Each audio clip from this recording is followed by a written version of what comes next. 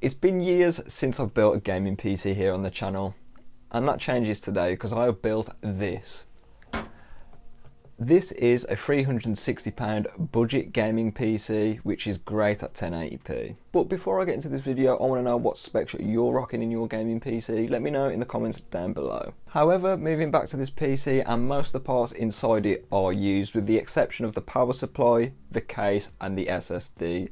These are parts I always recommend buying brand new or moving from an old system of yours. But in this build, I think the parts complement each other very well because it has a Ryzen 5 2600X, 16GB of CL16 3200 MHz memory from Patriot, and it has a GTX 1660, which is the Gigabyte OC model. I mainly built this PC around the graphics card as that is the part that will give you the most gaming performance as long as it isn't held back by any other bottleneck in the system. And with a CPU like the Ryzen 5 2600X, it won't be holding back the GTX 1660 by that much either, so I think it complements it pretty well.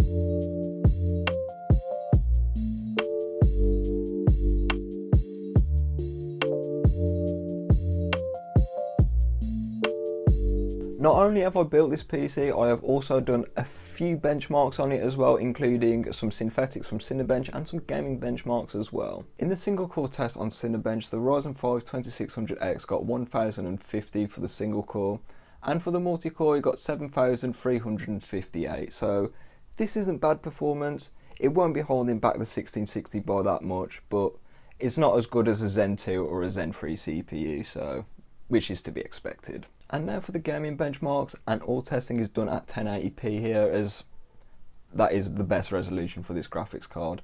Starting off with Cyberpunk 2077 on the medium preset, it got 52 FPS on average with 40 FPS for the 1% low. Cyberpunk still looks very good on the medium preset, and if you do some tinkering with the settings, I think you'll be getting 60 FPS with minimal quality loss, so yeah, not too bad. And you could probably even get away with the high textures as the 6GB of VRAM on this card is more than willing to do that.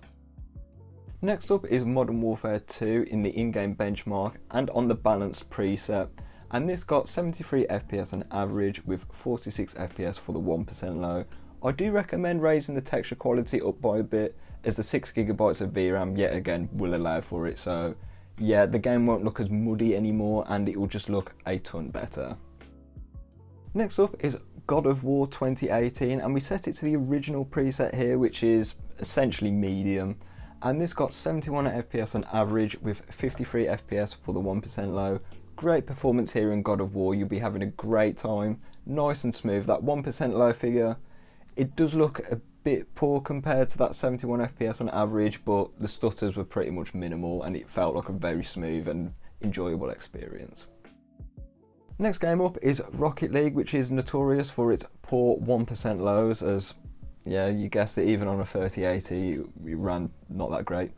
But on the high quality preset, it got 188 FPS on average with 88 FPS for the 1% low. So Rocket League is definitely playable on this. If you want more frames, maybe drop it down to performance and you'll be getting 240. So if you've got a 240Hz panel, that might be a great option for you. I tested Fortnite at both the high settings and my pro settings, which I'll get into in a bit. But on the high settings, we set it on the DirectX 11 API, as I think this is the best API for this graphics card. And that got 89 FPS on average with 50 FPS for the 1% low. There were a few stutters, but Fortnite does take quite a while to build up its shader cache, so it's not that much of a problem. Switching up to the pro settings now, which is epic textures, epic view distance, and everything else is either off or on low. And we kept the API here to DirectX 11 as I don't feel like this graphics card needs the performance API at all. And I'm right, it doesn't. It got 167 FPS on average with 93 FPS for that 1% low. Stutters were here again, but it was still building up the shader cache, so maybe in future I might play a couple of games in Fortnite before I actually start benchmarking, but that does take quite a lot of time, and time is something that I don't really have right now, so yeah. But Fortnite runs well at both presets, and it just depends what you want. If you've got a 60Hz panel, I'd recommend the high, but if you've got a 144Hz panel, I'd recommend the pro settings. I know I didn't benchmark that many games today, but my point still stands because for 360 quid, I think this PC has incredible value. Even in games like Cyberpunk on the medium preset, getting like 52 FPS on average, and it just felt like a really smooth experience, all things considered. But if you were to do some tweaking with the settings, you could easily get that over 60 FPS average, or even if you used FSR as well on the quality preset. The other thing I like about this PC is it does have a lot of expandability. It's got one free M.2 NVMe slot.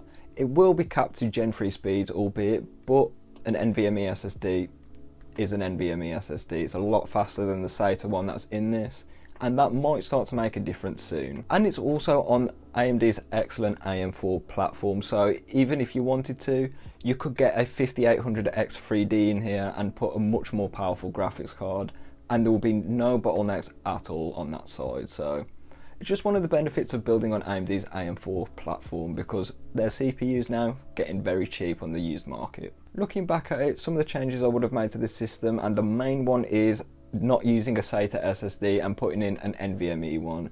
The difference is only about £10 here in the UK for a new NVMe SSD, so yeah, maybe that is something I should have put in there, but it is an easy upgrade you can make in the future. Another thing I could have done is maybe put in a beefier power supply, like a 600 watt, 650 watt perhaps, which would allow for a better graphics card in the future. But for here and now, EVGA's 500 watt is perfectly fine for this. I've stress tested this thing. It runs flawlessly. There was no random shutdowns or randomness to it, and yeah, the power supply is pretty solid. And one last thing I would change in this is the CPU cooler. The Wraithspire is a great cooler, but for cooling the 2600X, it does get very toasty. I did see it get around 95 degrees on the core in a Cinebench test, so yeah, that's quite hot. But in gaming it stays around 80 degrees, which is still a bit toasty, but it's not the worst I've ever seen a CPU. So with that being said, I'm going to leave the video here. I am working on a benchmark of the GTX 1660 alone in my Ryzen 5 5600G build. So if you want to see that, stay subscribed and leave a like, and I'll catch you in the next one.